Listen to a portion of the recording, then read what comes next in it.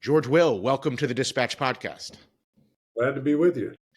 George, it is my third time interviewing you, usually around a book, and it is always an honor for me to interview you because you are one of the reasons that I got into interviewing people and writing, watching you on This Week when I was very young. So it is an honor to get to interview for a third time.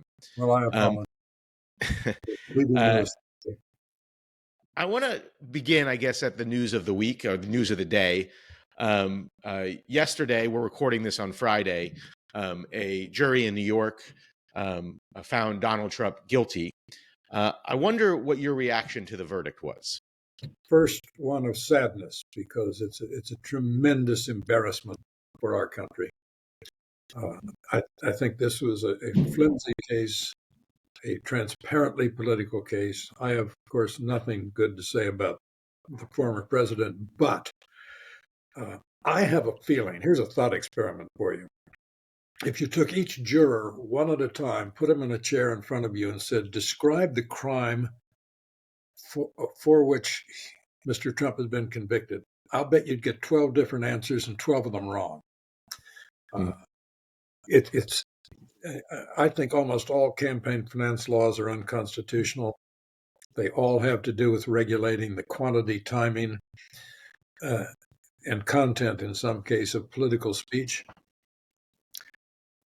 The 34 felony counts are, of course, absurd. They are one felony count of bad bookkeeping, naughty bookkeeping, if you will, chopped up into 34 discrete units so it can make a better headline. And then they were all misdemeanors with a 2-year statute of limitation on them. So they inflated it into a felony by saying it was done in the service of a crime. The crime, it turns out, was that Trump was trying to influence a federal election in which he was a candidate, for Pete's sake. That's sort of what candidates do, is influence federal elections. I actually spent a good part of my adult life trying to influence federal elections, to no effect, I should say. But still, it's sort of an American right to try and influence federal elections. The idea that this was a campaign finance violation, the only good thing about this is it will, I think, help further discredit the whole idea of regulating campaign finances. I wonder if your view is shared. I was going to read back to you a quote from your colleague at the Washington Post, Megan McArdle, who seems to share your view that the other cases seem legitimate, where this one was the least legitimate regarding Trump. And I wonder, if that's your view, you think the other cases would have been better to try first? Bragg ran for elective office. I'm against electing prosecutors. I'm against electing judges. He ran for office saying, I'll get Trump.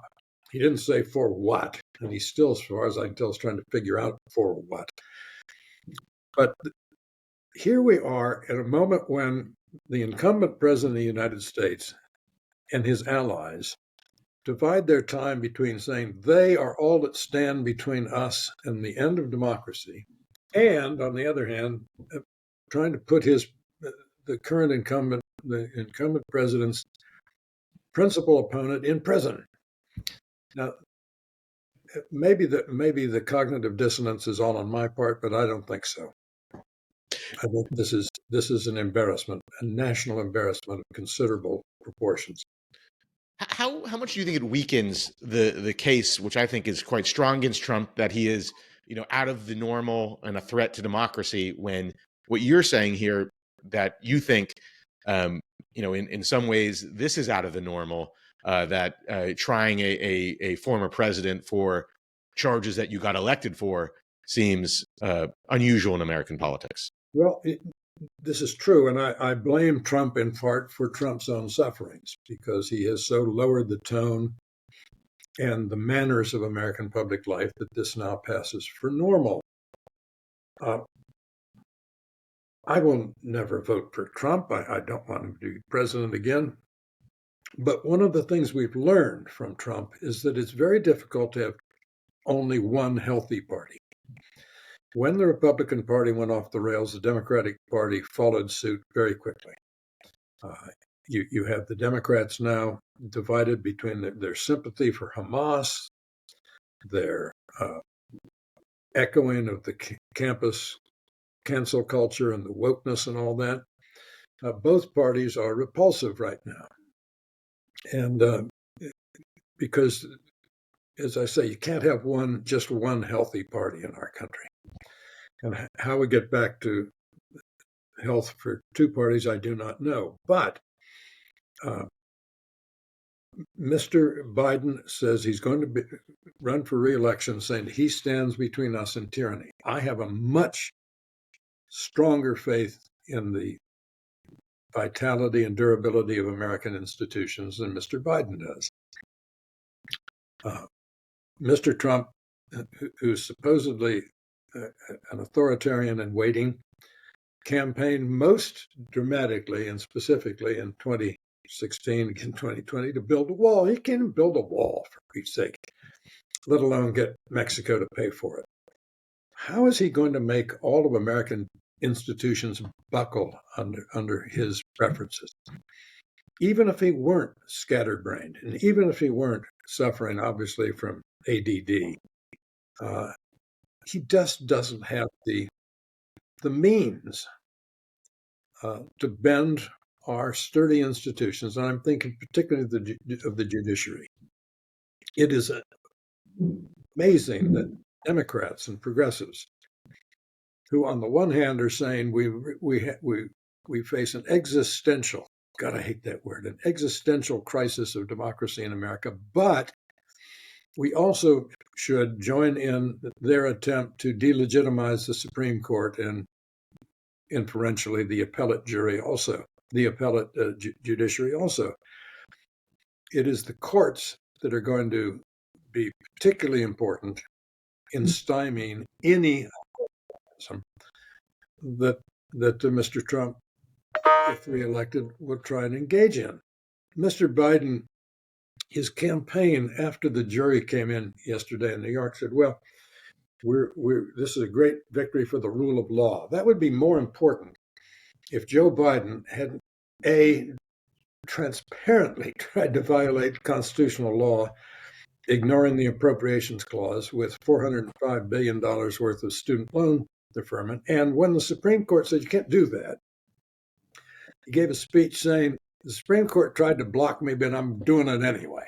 And he has. He just keeps now doing the same serial lawlessness in smaller tranches. So mark me down as dyspeptic about the whole conversation right now. Let me ask you, the financier Ray Dalio wrote a book a couple of years ago or a year ago, warning of a risk of civil war. Many commentators on the right, especially after the verdict, raised the prospect of violence in this election. Do you find that rhetoric overblown, or are you worried maybe for the first time in your lifetime of real violence in an election, particularly if, there is, I guess, some chance that Donald Trump could be sent to jail before the election? I guess it's unlikely, but I guess theoretically not impossible.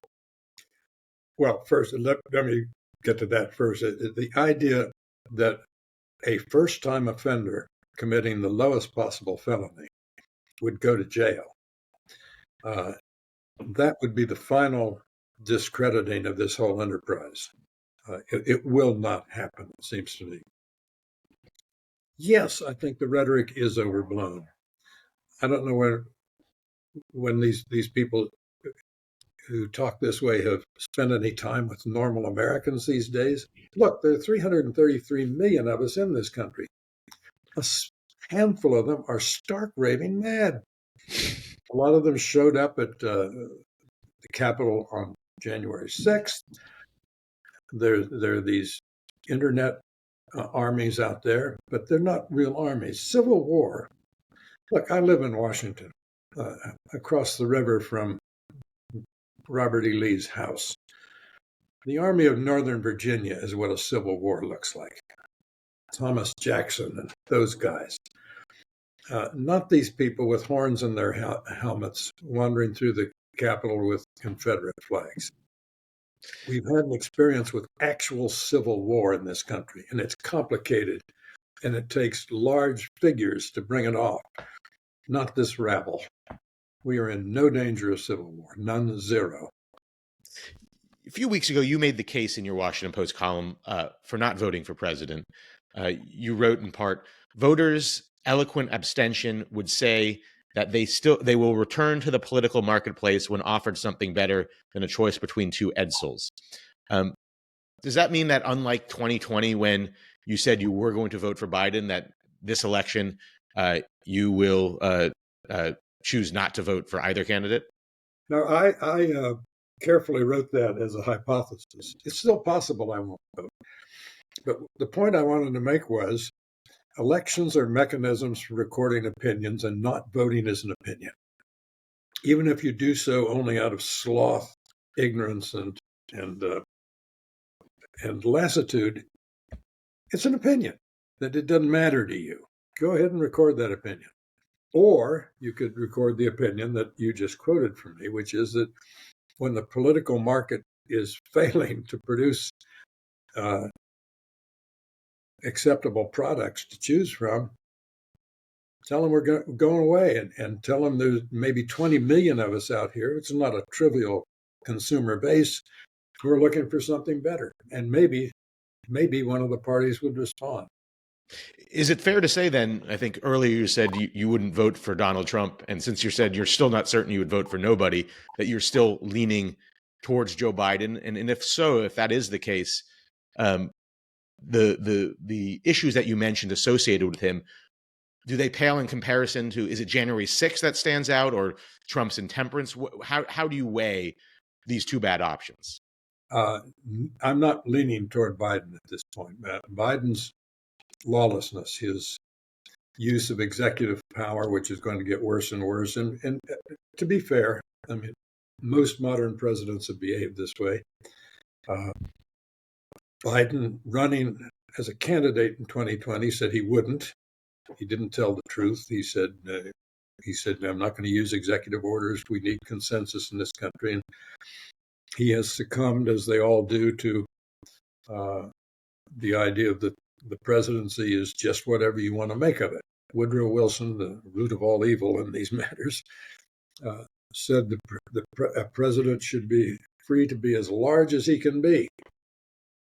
Well, that's what this looks like. And I don't blame just presidents, because Congress has been fully complicit.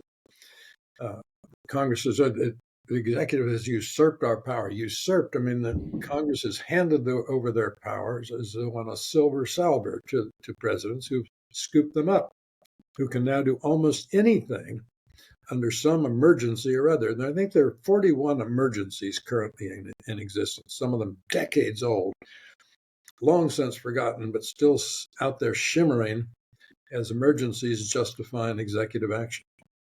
Well, so let me just, I guess, sum up this part. So where do you stand going in November? Are you still trying to figure out, what are your options? Voting third party then? Not voting at all? What are your options? Voting at all, I suppose. Look, the most important outcome of this very close election is already known. We know that the winner of this election is going to be someone who's radically unsuited to be president. Now, the suspense in that case, the suspense has gone out of this election. So my inclination at the moment is to not vote, but I'll wait and see which one of them is even worse than I expected for the next 6 months or 5 or whatever it is. You mentioned the Democratic Party's stance on Israel, and as you said, pro-Hamas elements, or at least supportive elements within the party. You have been a strong supporter of Israel throughout your career, often eloquently so. I wonder, and a follower of Israel's fight and struggles, I wonder how, from your perspective, covering Israel for over 40 years, you place its current predicament compared to the other many wars it has fought and other situations it's been in. How does this current moment compare to those? Well, October 7 was the worst day in Jewish history since the Holocaust. They are still surrounded not just in Gaza, but in the north, and with Iran over the horizon, by people who want to kill them, and who are not bashful about it. They say what they're doing.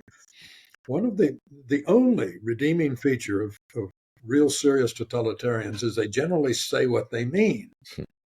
When Hitler talked about World War II would mean the destruction of European Jewry, he meant the destruction of European Jewry.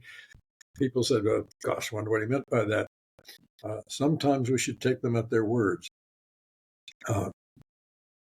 When people criticize, and I understand why they do, because war is just ghastly, but when they criticize Israel's tactics in Gaza, they are really criticizing, whether they know it or not, Israel's war aim. Its war aim is to extinguish Hamas, just as our war aim in the Second World War was unconditional surrender, in the pursuit of which we did Hamburg, Dresden, Tokyo, Hiroshima, Nagasaki. That is, the ends dictated the tactics. And I do not fault Israel for saying we will never again live next to an entity in which Hamas figures prominently. Are you surprised at all by the rhetoric that the other side is using? Genocide seems to have come to the fore as an accusation against Israel. I mean, even I saw Eric Clapton, the singer, claiming Israel controls the world. Um, are you surprised by any of this coming to the forefront after, as you said, the worst attack on Jews since the Holocaust?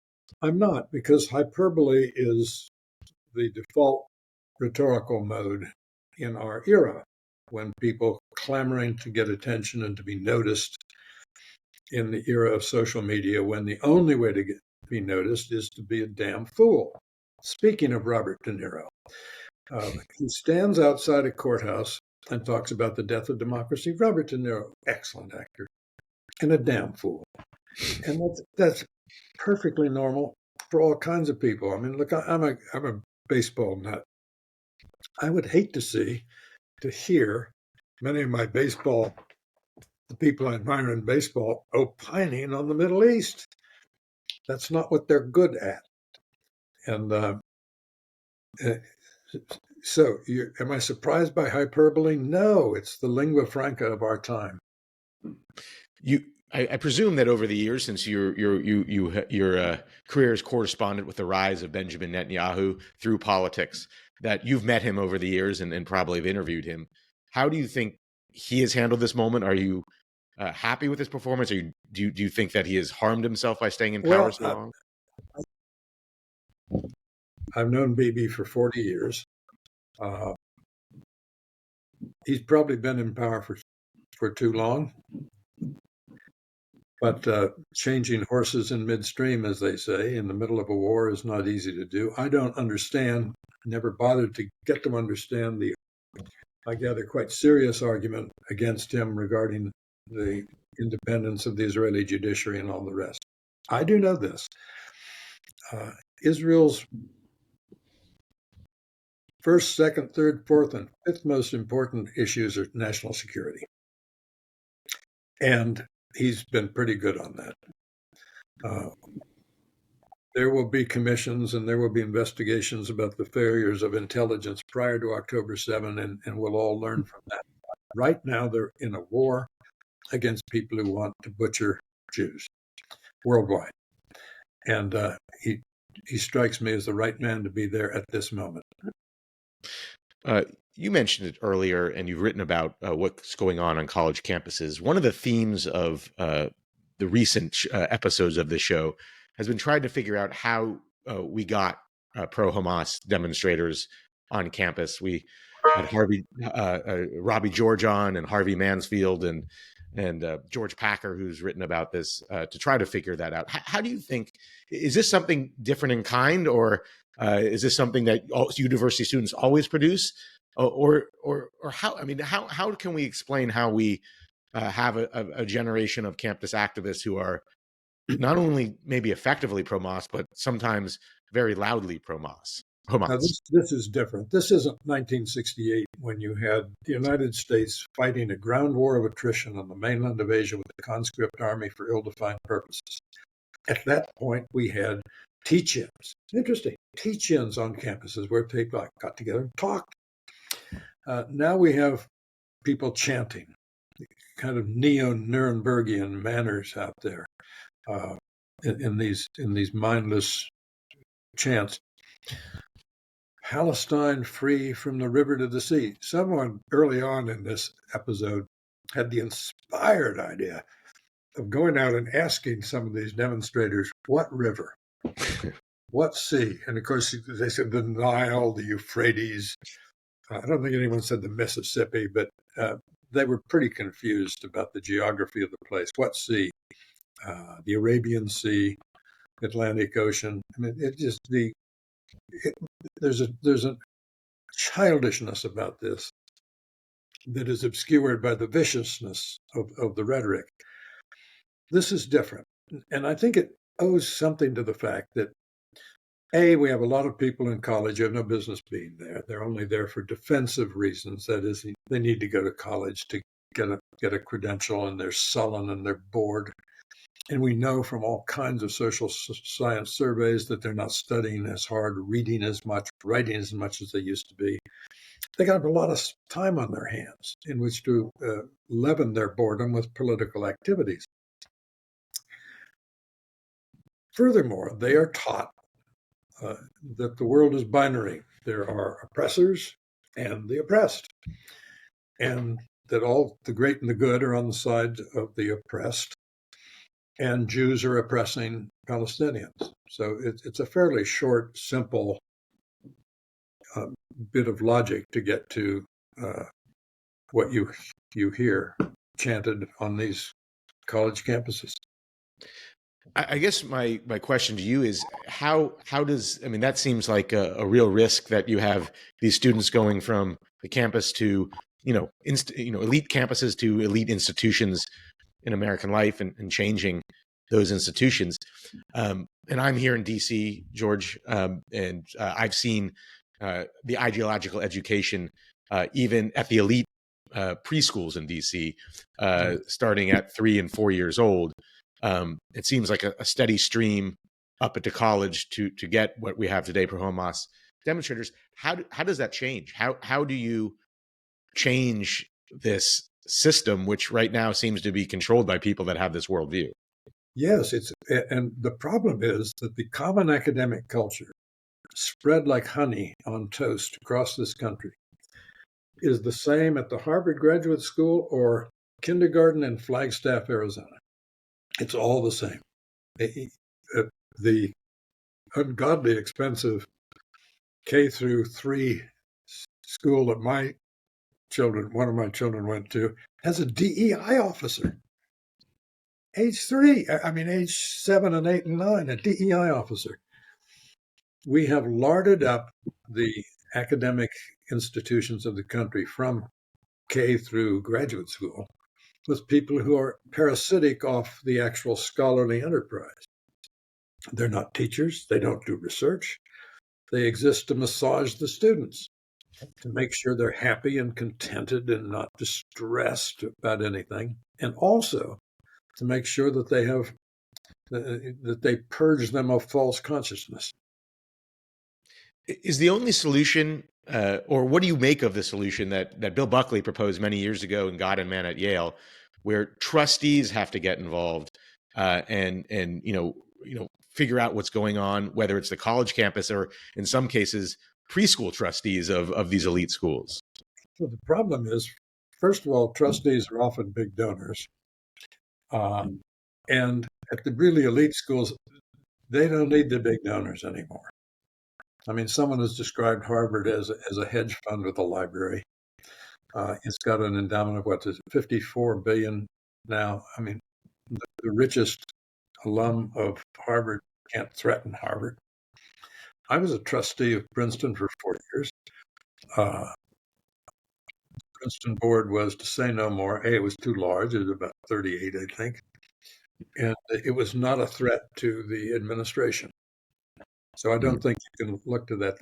What the real hope is that someone will say we're spending 85, 90, $100,000 a year to get a Columbia University diploma, and it's not a luxury good anymore.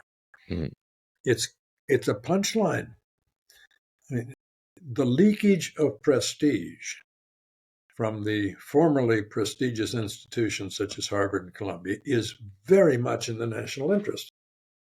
For people to say there's some, I guess Orwell did say it, that there are some ideas so stupid that only the highly educated can believe them. And we're getting a lesson in that right now. And when some judges on appellate courts around the country say Stanford University law students and Columbia law students need not apply, that's helpful, very helpful. Let me ask you a foreign policy question outside of Israel, George. I think it's fair to say, following you, and please correct me if I'm wrong, is that you were quicker to turn than a lot of in the conservative movement and the projects in Iraq and Afghanistan as being debacles. And one considering watching that opinion might think that you would be more likely to not support Ukraine because this would be a greater debacle. But you have written that not supporting aid to Ukraine endangers civilization. So I guess one is, how does it endanger civilization, and how would you map your foreign policy worldview? Someone who didn't saw Iraq and Afghanistan as debacles, but believes that we have to support Ukraine in its fight against Russia. What I said about Iraq was this. Iraq reminds me of the baseball manager who in spring training says, we're just 2 players short of the World Series. Unfortunately, they're Ruth and Gehrig. Iraq, as I said, was just about 3 people short of success. They needed a George Washington, a unifying, temperate leader. They needed a James Madison, a genius of the architecture of free institutions. They needed a John Marshall to adjudicate their disputes. And they needed the political culture of Virginia in the 19th century to produce people like Madison and Washington and Marshall, which was, they weren't even close. Ukraine is an honest to goodness nation with its own culture, its language, its traditions. This is the biggest land war in Europe since 1945. This is armored troops crossing international borders for the avowed purpose of extinguishing a sovereign nation. This is really easy. Life's full of close calls. This isn't one of them. And Putin, again, listen to Putin. He tells us what he's about. He's about reestablishing, undoing what he called the great geopolitical tragedy of the 20th century, which is the disappearance of the Soviet Union. We can help the Ukrainians with their own fight and their own blood, or we can join in with our treasure and blood when he comes for Lithuania, Estonia, etc. Again, life's full of agonizing choices. This isn't one of them. And the idea that we are somehow burdened by spending 5% of our defense budget helping other people fight for their own liberty is risible. The good thing that we've learned from Ukraine for our own edification is how lax we've been in preparing for wars that look a lot the way wars usually have looked. That is, mass engagements in which artillery and bullets matter. So we better have enough of each. Let me tie some of the questions I had today together by quoting one of your columns, which may be the scariest column I've read in some time. It was a column earlier in May on the menace of nuclear annihilation, based off historian Annie Jacobson's book, Nuclear War: A Scenario. You wrote, everything depends on deterrence holding forever. It succeeded in keeping the U.S.-Soviet conflict from becoming hot during the Cold War, but conventional forces failed to deter Vladimir Putin's invasion of Ukraine, and he, possessing the world's largest arsenal of nuclear weapons and perhaps the world's smallest reluctance to use them, has used nuclear deterrence to dissuade Ukraine's allies from delivering sufficient timely assistance. Otherwise, U.S. and European Union resources could by now have saved Ukraine. But then a non-nuclear Russia might not have risked an invasion. You go on. The author, Jacobson, cannot be faulted for not proposing solutions to the dilemma of living with what physics hath wrought. Her point is that for a while now, and from now on, humanity's survival depends on statesmanship and luck, as much the latter as the former. Remember that on November 5th. It raises three questions, all tied to a lot of the themes we discussed here. One is, given the risk of that you say here, and remember November 7th, how can one decide not to vote when, if this is the risk of a nuclear civilization, you have to take two bad choices and decide who is less likely to make the wrong decision if the moment comes? Yeah, that's a very fair, very acute question, and I suppose it will depend somewhat on who seems to be likely to staff a Trump administration. Mr. Biden has been dilatory, and he's been progressive in the sense that progressives really gave us and conducted the Vietnam War. And it was the professors' war, and they were very subtle, these progressives. They were professors named Bundy and Rostow and all the rest, and they said, we're going to send signals to North Vietnam about slow escalations, and in our target selection and in our tempo of activities, we will signal to them and we will nudge them to the negotiating table. Trouble is, Hanoi didn't want to get to the negotiating table. It wanted to get to Saigon, which is now Ho Chi Minh City. Mr. Biden,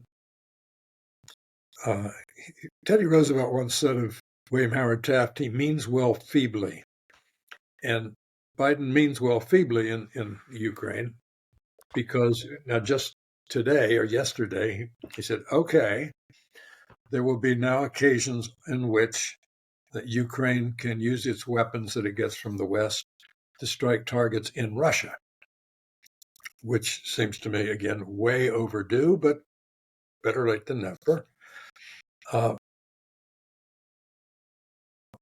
So if one erases everything else and concentrates solely on the question of who's least apt to incinerate the world, probably that's a case for Biden. But if, for example, someone like Pompeo, who's a quite serious man with serious experience, were to be close to Mr. Trump, that would be mildly reassuring. The second question raised by that, what would you make to someone who said, based on maybe this just those two graphs, which are scary, but the whole column is even scarier if they read it, it would be the case not to aid Ukraine and maybe not to aid Taiwan if they were invaded, because those two fissure points are the most likely place where a nuclear war would come from. That as you mentioned, striking with inside Russia, and if Putin is least likely to be reluctant to use nuclear weapons, isn't that the greatest threat to nuclear annihilation? Sure, but it's also a recipe for steadily feeding the crocodile in the hopes it will be the last meal it wants. It's Winston Churchill behind me. Exactly. It's a recipe for surrendering the globe to the totalitarians, and it's not worth it. And the final question it raises is I remember the first time I interviewed you, I think I asked you about Iran, and you thought Iran was certain to get nuclear weapons. Doesn't it suggest that, especially maybe when Iran attacked Israel, that the U.S. and Israel should do whatever it can, even military strikes, to prevent Iran from getting nuclear weapons, because then they may become the least reluctant to use nuclear weapons based on their religious ideology? Well, Israel, as I think we can safely say we know, Israel has been physically, violently attacking Iran's nuclear program, from taking out Iran's borrowed physicists in their Paris hotel rooms to sabotaging the mechanisms by which the uranium is refined into weapons grade and all the rest. Trying to stop Iran has been worth doing. If looking at the history, it was probably going to be futile. China was a small peasant society in the 1960s when it got nuclear weapons. North Korea can make neither shoes nor butter nor poetry, and it can make nuclear weapons. Pakistan had a per capita income of what, $800 a year when it got nuclear weapons. Any nation that really wants them can get them. I mean, any decent American university physics department can tell you how to build one. The rest is hardware. So the nuclear non-proliferation regime has been worth trying. It's been remarkably successful. Jack Kennedy expected 20 to 30 nuclear powers in the mid-1960s. That was wrong. But one of the problems with our approach to Putin in Ukraine is we have allowed Putin to demonstrate by our hesitancy the efficacy of possessing nuclear weapons. Bad people around the world said, hey, look at that. He said, all he has to do is talk about these vague and not so vague threats of nuclear weapons, and the West flinches. The West changes its behavior. That's what was really wrong here. I think you kind of answered this question just a moment ago when you're talking about Mike Pompeo. But there is a debate between people who, like you, never liked Donald Trump or thought he was erratic, that good people shouldn't go work for him. They should boycott him. Given that he is, very reasonably going to be the next president of the United States, or has a very decent chance of being president again, if Glenn Youngkin came to you and said, George, I respect you, would you advise me? Donald Trump just offered me the vice presidential role.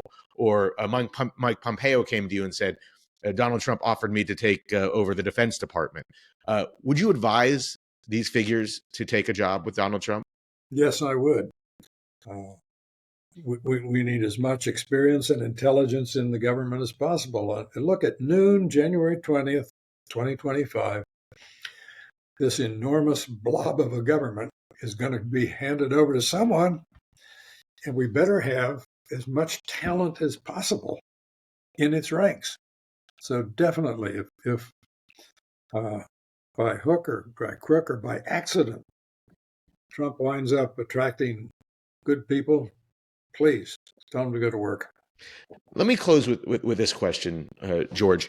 If Trump exited the stage, let's say after his second term, or after he loses the election, let's say after he loses the election, if he lost the election in November, can you imagine by 2028 the Republican Party nominating a more normal candidate, that the Republican Party gets back to normalcy? Or do you think it's going to be a prolonged period of, I don't know how you would say it, of MAGA type ideology, MAGA type characters? I think that the MAGA stain, if I may call it that, is going to stay for a long time. But were Donald Trump to lose, or were he to be elected and survive through 2028, there will be a wonderfully interesting and consequential fight for the Republican Party. Go back to what I said earlier in our conversation. Can't have one healthy party. You need two healthy, because they'll both go crazy. Josh Hawley signed his 8th grade yearbook, Hawley President 2024. So he's already late, his timetable. The Hawleys, the Vances, the mini Trumps may think they have a lock on the future of the Republican Party. I think the future is open yet. That is why I recently wrote a column saying that Kari Lake, I understand the importance of winning the Senate. I understand how bad it would be for the Democrats to control the Senate and change the Senate rules radically. I still don't want Carrie Lake in the Senate because she'll be there maybe one term, two. That's 12 years with people like this setting the tone in the Republican Party. Same's true with the Republican nominee in Ohio. It's just not worth it to sacrifice the future of the Republican Party. Again, both parties are at stake here by having these people just to control the Senate for 2 years. George Will, thank you for joining the Dispatch podcast. I enjoyed it. Thanks for having me.